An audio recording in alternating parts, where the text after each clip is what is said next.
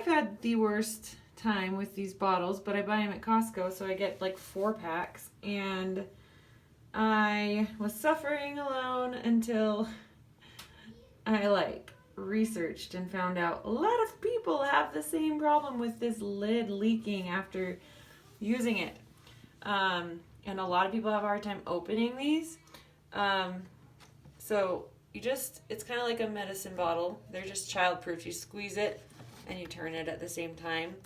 And if it gets kind of stuck, you just kind of squeeze and turn.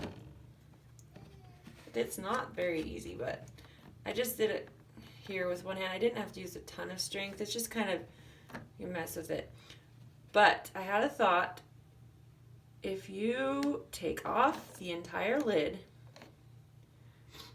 and I just did this with my other toilet, and then just use it like this, then replace the cap, it actually doesn't leak. So, I'm so excited.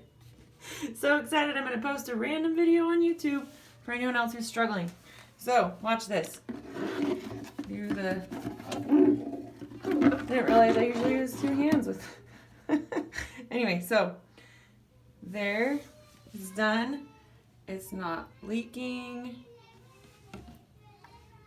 And then you just twist it back on. You kind of have to pinch it, and now it looks like it's kind of on. Yep, there it goes. So it's back on, and it's not leaking, and I'm so happy. Maybe it says something on there. I don't know. I never really read this part. I'm pretty sure it doesn't say to take the whole lid off, but that is the key if you don't want to get blue stuff all over wherever you leave this bottle.